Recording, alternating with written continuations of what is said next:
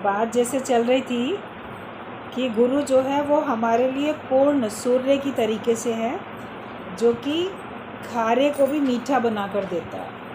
जैसे सूर्य होता है वो समुद्र के पानी को लेके मीठा करके हमें दे देता है, ऐसे गुरु भी संसार में खारापन है, खटास है, कड़वाहट है, वो लेके वो हमको उसको मीठा करके देता है।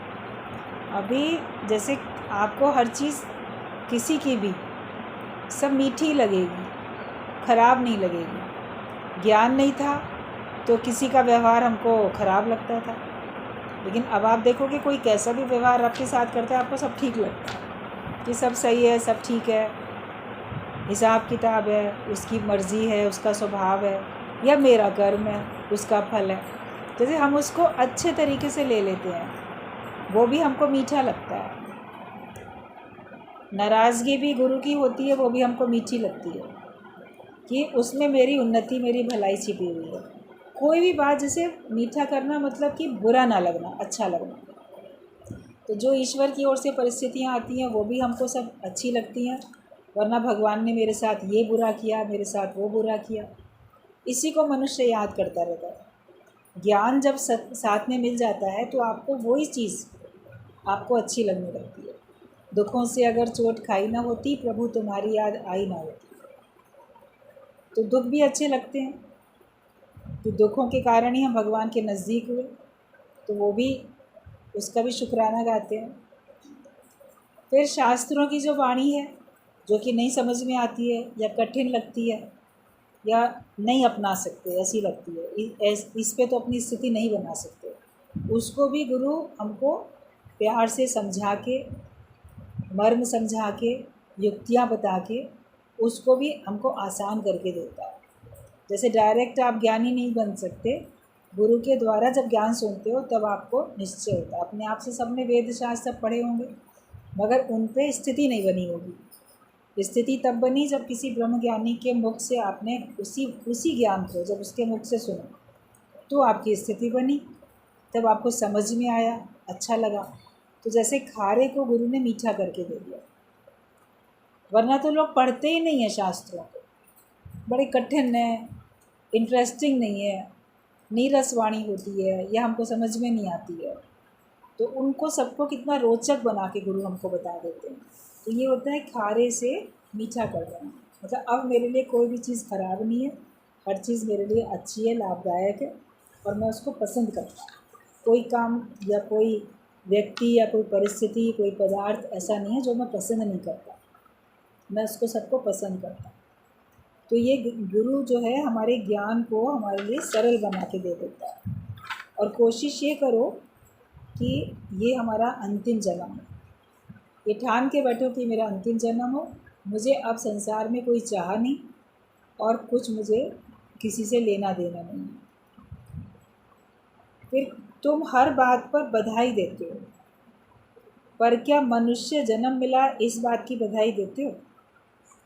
किसी का जन्मदिन होगा तो बहुत बधाई है जन्मदिन की, लेकिन तुम मनुष्य बने हो इस बात की तो बधाई नहीं देता कोई। 1 साल का हो गया बच्चा, बड़ी बधाई, 10 साल का हो गया, 20 साल का, आपकी उम्र जितनी भी हो गई, उसको जन्मदिन की बधाई देंगे, लेकिन कभी उसको ऐसे कहा कि बहुत बधाई की बात है तुमको मनुष्य शरीर मिला, यहाँ तक तो बुद्धि किसी की जाती नहीं है।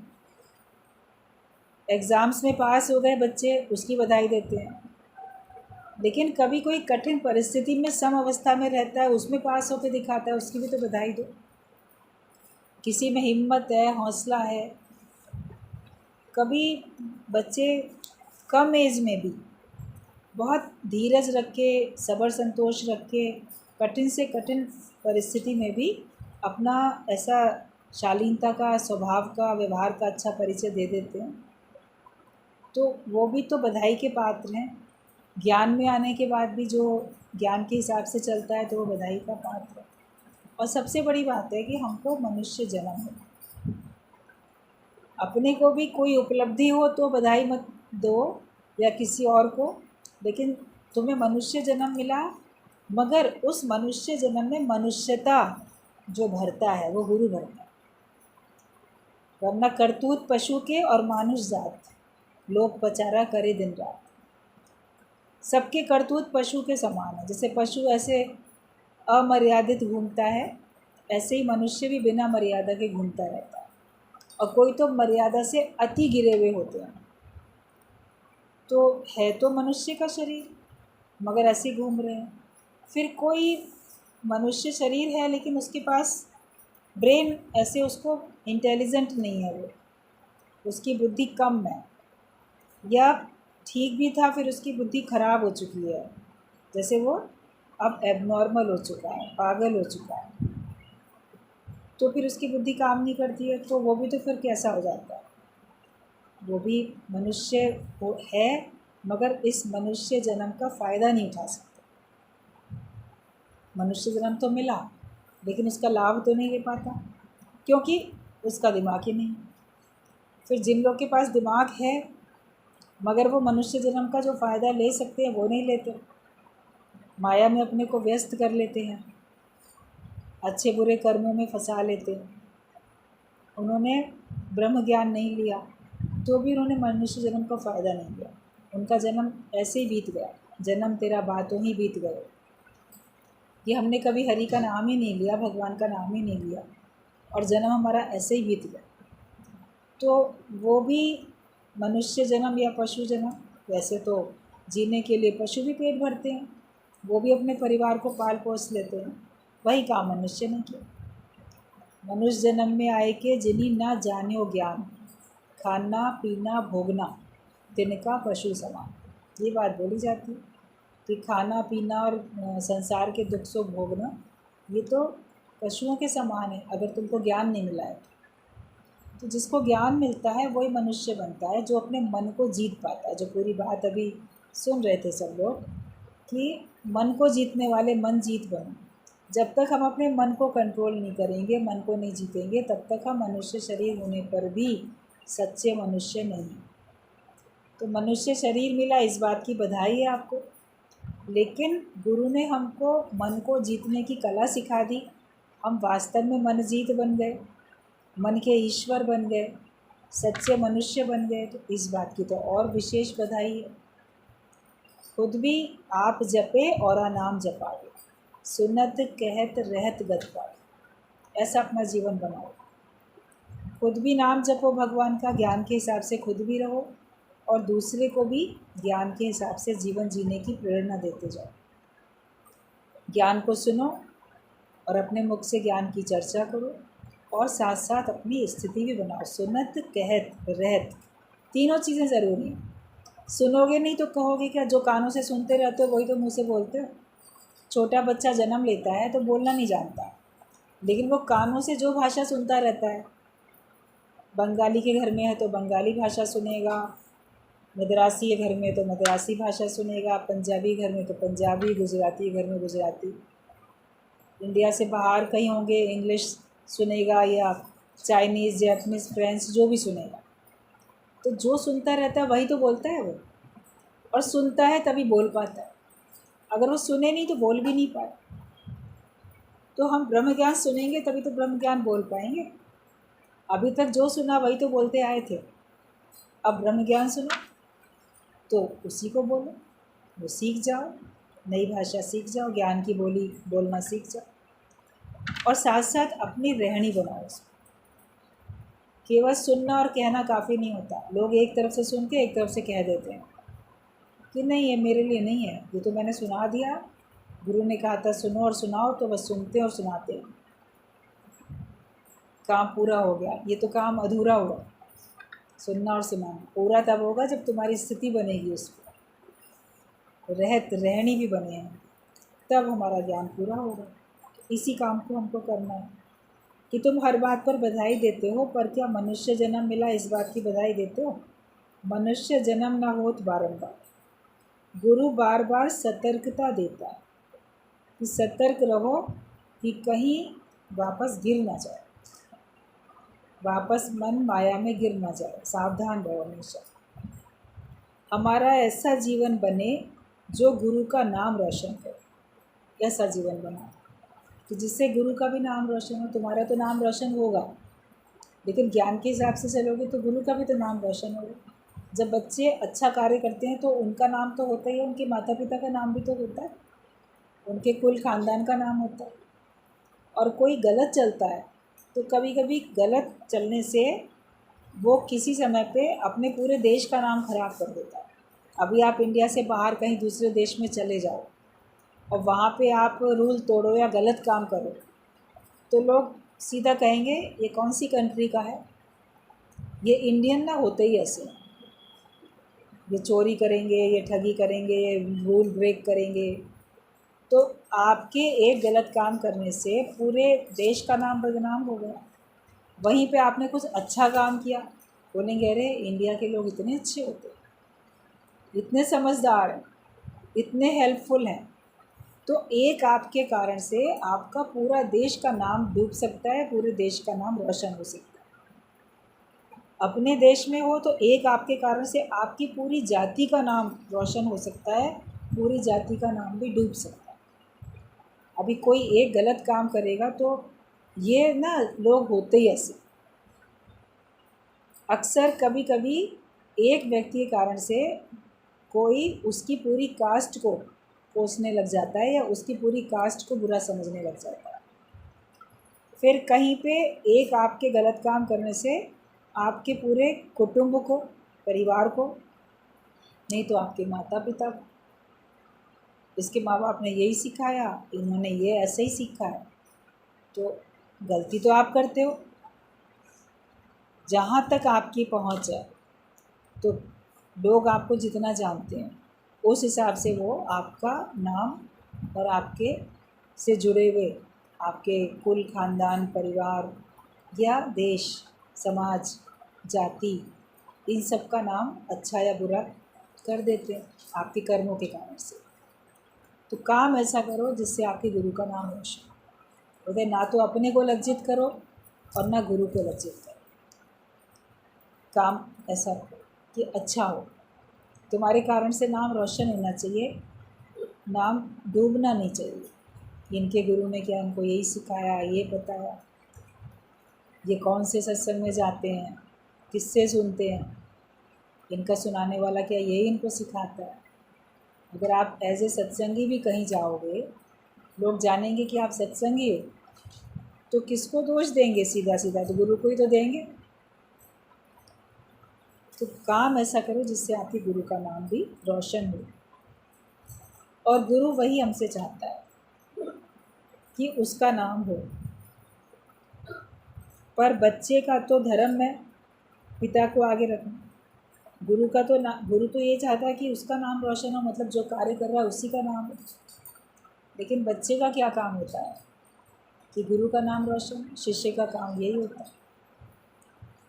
भगवान तो अपने भक्त को अपने से अधिक बढ़ाई देते हैं और इससे अधिक खरी का दास हो जाता है। लेकिन भक्त क्या चाहता है? भक्त कहता है मैं तो छिपा रहा हूँ, भगवान तुम ही प्रकट हो। जब वो अपने को छिपाना चाहता है, अपने को मिटाना चाहता है, तो भगवान उसको और प्रकट करते चले जाते हैं। भक्त तो यही चाहता है कि मेरा नाम ना हो, जिसने मुझे इतना अच्छा बनाया उसी का नाम हो।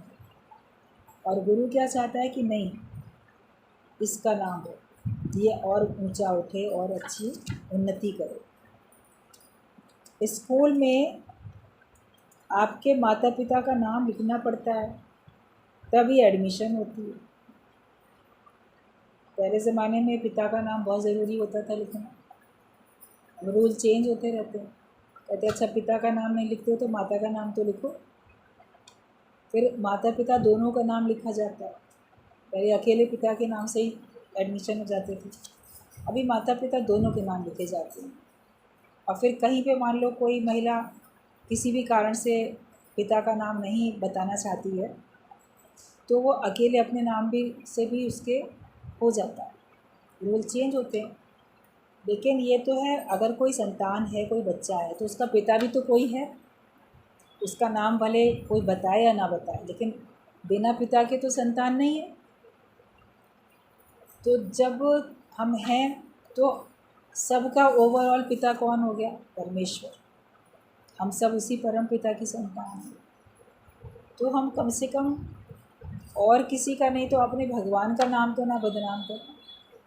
एक गाना भी लोग गाते हैं, आता है पिक्चर का कि देखो दीवानों ऐसा काम ना करो और राम का नाम बदनाम ना करो, कि तुम भगवान का नाम बदनाम नहीं करो, वरना लोग बोलेंगे ये पूजा पाठ करता है, सत्संग में जाता है, धार्मिक है और ये भगवान का नाम ही बदनाम करे। भगवान ने एक बात थोड़ी सिखाई थी, तो भगवान का नाम क्यों तुम बदनाम करते हो। किसी किसी को नाम अच्छा हो ये समझ होती है, कोई लोग अपने को कट्टरता में लाने के लिए नाम खराब हो जाए तो हो जाए, उनको तो अपना सुख चाहिए, फिर उनको अपने नाम की परवाह भी नहीं होती। मेरा नाम बदनाम होता है तो मेरा नाम बदनाम हो, मेरे माँ बाप का नाम बदनाम होता है तो उसका हो। अपना स्वार्थ है। तो जो स्वार्थी व्यक्ति होगा उसको अपना सुख प्यारा होगा, उसको नाम बदनाम होता है तो भी फ़र्क नहीं पड़ेगा, बोलेगा बदनामी में भी तो नाम तो हो ही रहा है ना, अच्छे में नहीं होता है तो बुरे में भी नाम तो हो ही रहा है, ऐसा भी बोलते हैं लोग। तो ज्ञानी जो है, भगवान का भक्त है, वो तो अच्छा काम करके अपने नाम को और अपने से जुड़े हुए लोगों के नाम को रोशन करता है, गलत काम करके नहीं पॉपुलर होना चाहता है। तुम भगवान के बच्चे हो, you are son of God. आज अगर दादाजी के लिए मन में श्रद्धा है तो ये संकल्प लें कि उसके जैसा जीवन बने और हम सबको ये ज्ञान का अमृत पिलाएं। जो भी गुरु की पुण्यतिथि होती है उस पर सबको गुरु के जैसा बनने का ही तो संकल्प लेना होता है कि गुरु ने ब्रह्म ज्ञान दिया और हम सबको इस राह पे आगे बढ़ाया, अपना मैं मेरे से हटके कार्य किया, समय दिया तब तो हो पाया। अगर कोई केवल मैं मेरे के लिए जीता रहता तो क्या करते। आप लोग अपने घर वालों के लिए ही तो जीते रहते थे पहले, अभी सर्व के लिए जीना सीखे, निष्कामी होके जीना सीखे। और गुरु पहले खुद करता है तब सबको बताता है, और अगर वो खुद ना करे पर उपदेश आप ना करे तो आवत जावत जन्मे मिले। अगर वो दूसरों को तो उपदेश दे और खुद उसके ऊपर ना चले तब तो वो आवागमन के चक्कर में आएगा, जन्मेगा और मरेगा, यही होगा। तो जो दूसरे को उपदेश देते हो उस पर खुद भी तो चलना है। तो गुरु ने अपने को मैं मेरे से हटा के समय दिया, तब फिर लोगों का जीवन बना। तो आप भी मैं मेरे से थोड़ा समय निकाल के सबके हित के लिए, ज्ञान के लिए अपना समय खर्च करोगे तो बाकी सबका भी जीवन आगे से बनेगा। तो संकल्प दिवस होते हैं, कोई कोई दिवस, चाहे वो आपका जन्मदिन हो या गुरु का जन्मदिन हो, चाहे नया साल हो, गुरु पूर्णिमा हो या कोई भी ओकेज़न, तो उस पर संकल्प दिवस होता है कि हम इस शुभ दिन पे ये संकल्प करते हैं कि हम अपना जीवन कैसे ऊंचा उठाएंगे, कैसे हम अच्छा ज्ञानवान वाला बनाएंगे। गुरु की पुण्यतिथि पर भी संकल्प दिवस होता है कि आज उनका जीवन का अंतिम दिन था, आज ही की तारीख में उनके जीवन का अंतिम दिन था। तो हमने पूरे जीवन भर की एक रील पिक्चर पूरी कंप्लीट देख ली, कैसे उनका जन्म हुआ, कैसे उनको ज्ञान मिला और कैसे उन्होंने ज्ञान के बाद अपना जीवन बनाया और अंत तक उन्होंने क्या क्या किया और कौन सी स्थिति में या कौन सी भावना में या कौन से कार्य में रहते हुए उनका शरीर छूट गया। तो पूरा जैसे कि शुरू से लेके एंड तक का सारा आपके सामने होता है। तो संकल्प लेते हैं कि जैसे गुरु ने अपना कार्य करा ऐसे हमको भी अपना कार्य करना है। आप संकल्प लोगे तो उसको पूरा भी करोगे, क्योंकि वो आप ही ने लिया, आपने ठाना है कि मुझे करना है। उसके लिए कोई दूसरा आपकी मदद नहीं करेगा, आपको अपनी मदद स्वयं करनी है। संकल्प जो होता है वो अपने स्वयं से लिया जाता है और स्वयं से ही पूरा करना भी पड़ता है, फिर परिस्थिति चाहे कैसी भी आए। इच्छा दूसरे पे आधारित होती है, संकल्प दूसरे पे आधारित नहीं होता। इच्छा तो ये है कि फलाना पूरी करेगा, मेरी ये इच्छा है, वो पूरा कर दे। तो अगर वो पूरा करेगा तो हो जाएगी इच्छा पूरी, नहीं करेगा तो नहीं होगी। मगर जब आप अपने लिए कुछ संकल्प ले लेते हो तो आप उसको जैसे ना तैसे करके पूरा करते ही करते हो, तो करना भी चाहिए। तो मन में अगर श्रद्धा है, अगर हमारे मन में गुरु के लिए श्रद्धा है तो हम ये संकल्प लें और हर दिन संकल्प लो। सत्संग तो कल्प वृक्ष है। सत्संग में बैठ के आप जैसा चाहोगे, जो सोचोगे, वो भगवान ज़रूर पूरा करेंगे। अगर आप सत्संग में बैठ के अपनी उन्नति का सोचोगे तो आपकी उन्नति ज़रूर है।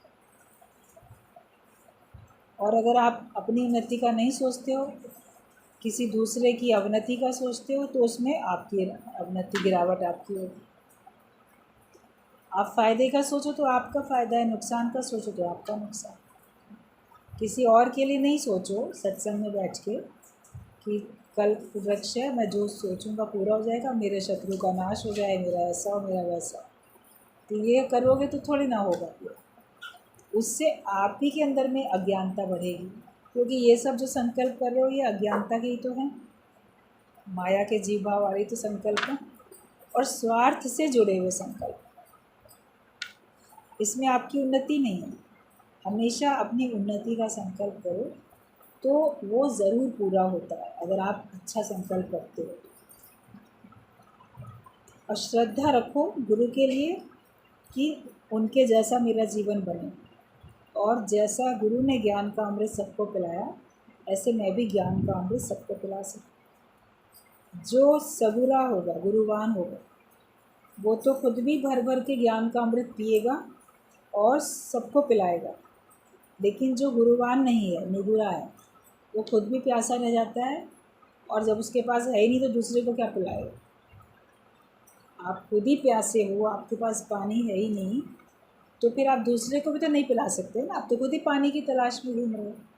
तो हम खुद ही सुख की तलाश में घूमते हैं, हम खुद ही शांति की तलाश में घूमते हैं, तो दूसरे को सुख शांति कैसे दे सकते हैं। हमको खुद ही ज्ञान नहीं मिला, भटक रहे हैं बिना ज्ञान के, तो हम दूसरे को मंजिल पे कैसे पहुंचा सकते हैं।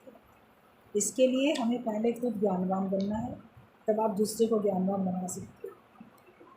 क्योंकि बिना ज्ञान हर कोई धोखा ही खाए, प्यासा ही आए और प्यासा ही जाए। तुमको ईश्वर की मदद मिलेगी, गुरु तो अंग संग है ही है।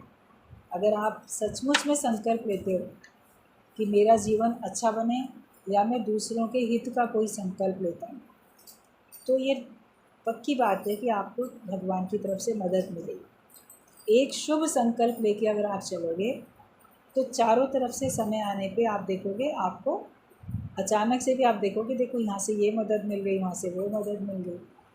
केवल निस्वार्थ होना चाहिए हमारा संकल्प, मेरा उसमें कोई निजी स्वार्थ नहीं होना चाहिए।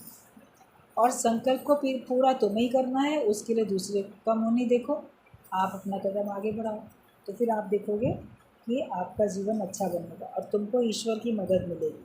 और गुरु तो वैसे भी अनुसंग है। मौत चाहे मिटा दे इस हस्ती को, पर यादें तो सदा आबाद रहती हैं। अगर मृत्यु मिटा भी दे किसी को, तो उसकी याद तो हमेशा रहती है। संसार में भी आपके दुनिया से जो भी प्रियजन चले गए, उनके शरीर को भले मौत ने मिटाया, मगर आपके लिए तो वो जीवित है, क्योंकि आप उनको याद रखते हो। ज्ञान है तो उसको याद रख के आप शक्ति महसूस करते हो। ज्ञान नहीं है तो उसको याद करके आप कमज़ोरी महसूस करते हो, दुख महसूस करते हो, मन में एक कसक होती है, कमी होती है। कोई भी शुभ काम भी अगर घर में होता है और अगर ज्ञान नहीं है, तो मन में याद तो आएगी जो परिवार के लोग चले गए, उससे आपको एक अंदर में एक कसक होगी, मन में दुख होगा, काश आज वो भी होता ना तो कितना खुश होता। घर की उन्नति देख के या ये काम अच्छा देख के, उसके सामने ये काम नहीं हो पाया, सामने होता तो अच्छा था, एक ये याद आएगी। और अगर ज्ञान है आपके पास तो आप याद करोगे, आप बोलोगे मेरी याद के रूप में वो अंगसंग है, वो जहाँ भी है वो महसूस कर रहा है, वो देख रहा है।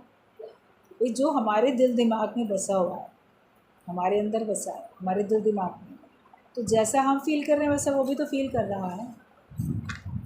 और भगवान सबके साथ है, हमारे साथ भी है, जो दुनिया से चले गए उनके साथ भी है। संसार में भी ऐसा होता है।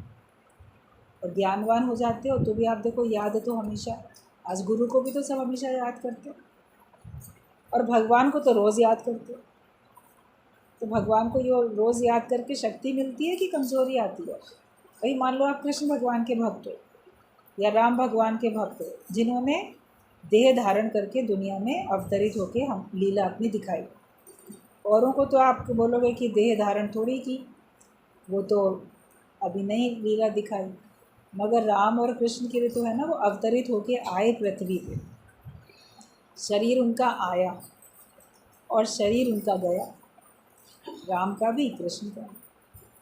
उनको आप रोज़ याद करते हो, तो उनको याद करके क्या दुखी होते हो कभी कि काश आज वो होते तो कितना अच्छा होता? आप ये सोच ही नहीं सकते कि राम आज होते तो कितना अच्छा होता, कृष्ण आज होते तो कितना, वो तो है ही है। आपको लगता है वो मेरे अंग संग है, उन्हीं के कारण से मैं हूँ।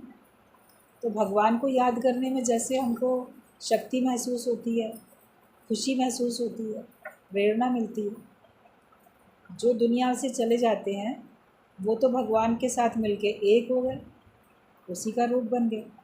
तो गए कहाँ? भगवान में तो समा गए और भगवान तेरे में समाया हुआ। तो अभाव रहता नहीं, कमी रहती है, विचार पलट जाते हैं, विचारों को हम पॉजिटिव वे में लेना सीख जाते हैं। तो मौत चाहे मिटा देती है सस्ती को, शरीर को मिटा भी देती है, पर यादें तो सदा आबाद रहती हैं। तो जो याद है तो आबाद है, भूले तो बर्बाद है। तो याद है तो समझो आबाद है, आपके सामने है तो ठीक है, वरना दुनिया में कहीं भी है तो ऐसा तो नहीं है कि नहीं है। और जहाँ है भगवान उसके साथ है। आपकी अच्छी गुड विशेस, अच्छी भावनाएं, अच्छे संकल्प आज भी उसके साथ है। उसके निमित्त आप कार्य करते हो तो आपको तसल्ली होती है कि मैंने उसके निमित्त किया तो उस तक पहुँच गया। तभी तो हर साल श्राद्ध मनाए जाते हैं, पुण्यतिथि पे उनके नाम का लेन देन किया जाता है, बहुत कुछ होता है। क्योंकि आप कहीं करते हो, जिसके निमित्त करते हो उसको भगवान किसी भी रूप में देता है। आप तो किए जाते जग में भलाई का ही काम, भलाई का काम करते जाओ और अपने मन को स्थिर भी रखते चले जाओ। याद हमेशा शक्ति देने वाली हो, जिसको भी याद करो। देह बन के याद नहीं करो और दूसरे को देह जान के भी नहीं याद करो। ना तुम देह हो और दूसरा भी देह नहीं था, उसने भी देह धारण की थी, वरना आत्मा तो उसकी भी सदा है। कर्मानुसार कोई किस घर में कोई किस घर में आवागमन होता ही रहता है। जो टुकड़ा टुकड़ा हो जाता है वो किसी भी काम का नहीं रहता। 1000 का नोट टुकड़ा टुकड़ा करके अगर फाड़ दिया जाए तो फिर बैंक भी नहीं लेगी, तुम्हारे भी काम नहीं आएगा। तो दिल अगर तुम अपना टुकड़ा टुकड़ा कर लेते तो किसी भी काम का नहीं रहेगा। क्यों टुकड़े टुकड़े कर लेते हो? एक दिल के टुकड़े 1000 की, अभी एक नोट के टुकड़े करो 1000, आपको एक भी रुपया उसमें से कीमत नहीं मिलने वाली है। तो अगर टुकड़ा टुकड़ा दिल हो गया तो उससे आपको कभी भी सुख चैन एक पल का भी नहीं मिलेगा। गुरु उस टुकड़े टुकड़े को इतनी सफाई से जोड़ देता है कि बिल्कुल उसकी पूरी वैल्यू हो जाती है, और जितना पुराना वो नोट हो जाता है उसकी और ज़्यादा वैल्यू होती जाती है। अभी पुराने ज़माने के सिक्के हैं, नोट हैं, चाहे वो कितने भी रुपए का है, मगर आज उसकी और ज़्यादा अधिक वैल्यू होती है।